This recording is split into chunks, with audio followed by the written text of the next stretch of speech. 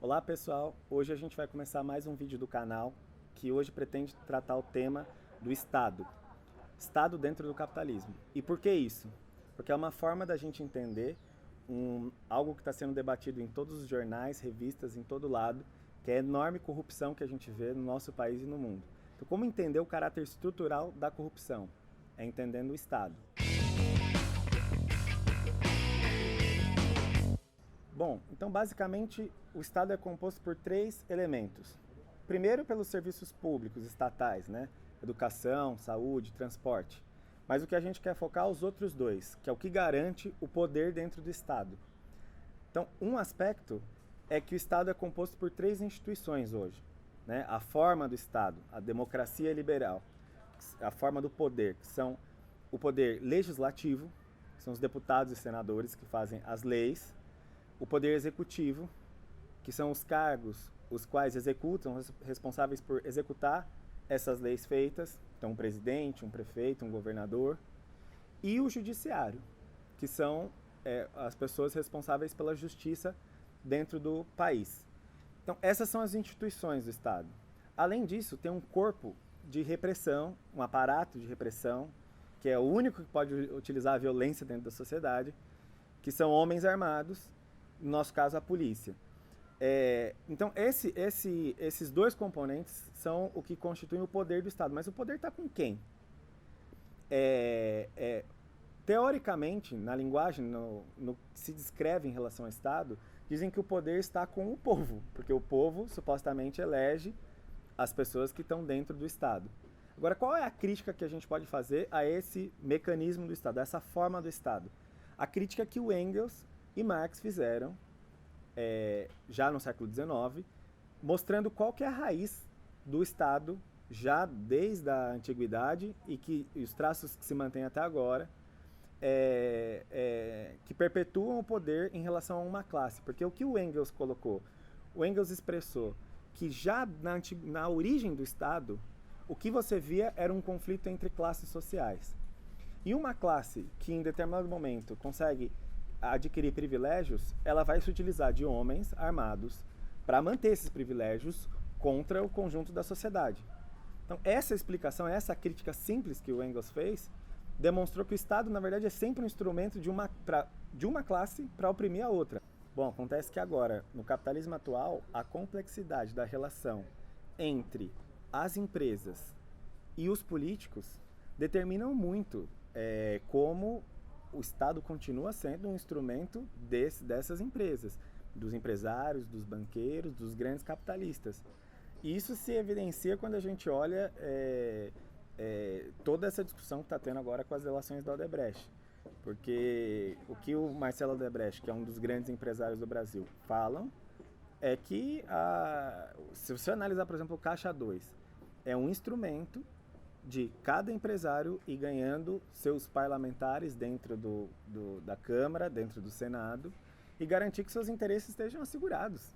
Então, quando falam que vocês, os trabalhadores, elegem os seus representantes, a gente está partindo de uma farsa de democracia. Porque esses representantes dessas instituições estão completamente na mão das grandes empresas. E não é um problema só do Estado. É o problema da relação do Estado com essas empresas, como o Estado é apropriado pelos grandes empresários e banqueiros. Vê que fala-se muito da corrupção da Petrobras, que é uma empresa estatal, mas uma das grandes empresas corruptas que ficou agora escancarada foi a Odebrecht, que é privada. Dou um outro exemplo. Uma outra grande empresa que foi privatizada nos anos 90 é a Vale do Rio Doce, e foi uma das responsáveis pela grande tragédia ambiental em Mariana. Quer dizer, o problema é justamente essa relação entre o capitalismo e a política, entre o capitalismo e o Estado, que é um dos elementos centrais para pensar o problema. E hoje ainda a gente vê que, quando se pensa uma resposta para a corrupção, as alternativas que se dão são do Estado. Agora, a gente não acha que políticos corruptos, eleitos a partir de financiamento e Caixa 2 dessas empresas, vão querer dar nenhuma solução, então não vai vir nem pelo poder legislativo, nem pelo poder executivo, pelo presidente, que também está envolvido em vários desses escândalos, e também não vai ser por outra instituição do Estado, que é o judiciário. Vocês imaginam que hoje a gente vive num país que os juízes nem eleitos são. O o STF, que é muito comentado, principal organismo de justiça no Brasil, os mandatos dos juízes lá são vitalícios, são para sempre. Um presidente coloca ele lá e ninguém mais tira. Não é eleito. Então como é que essas pessoas, essas personalidades vão resolver o problema da corrupção no Brasil? São parte estrutural do Estado que é totalmente corrupto. Então da onde que pode vir alguma solução? É só dos trabalhadores.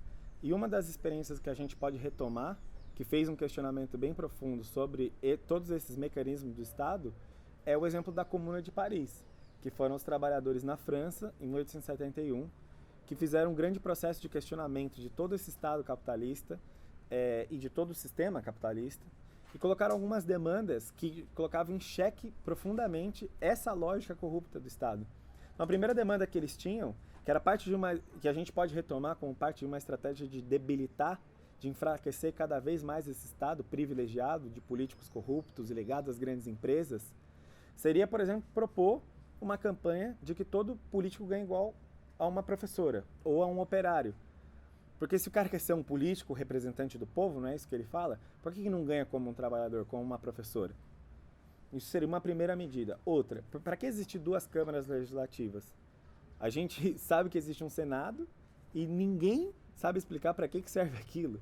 Só serve para manter outros interesses, ou seja, se passar alguma coisa que seja mais popular, que seja a favor da população na Câmara, tem o Senado para impedir que isso aconteça. Então, fim ao Senado e que tenha uma Câmara só, que seja de poder executivo e legislativo. E por fim, inclusive, hoje a gente avalia que no cenário político, a gente podia pensar, com toda a crise política, não vai ser com a eleição de um ou outro candidato que a gente vai conseguir dar uma resposta.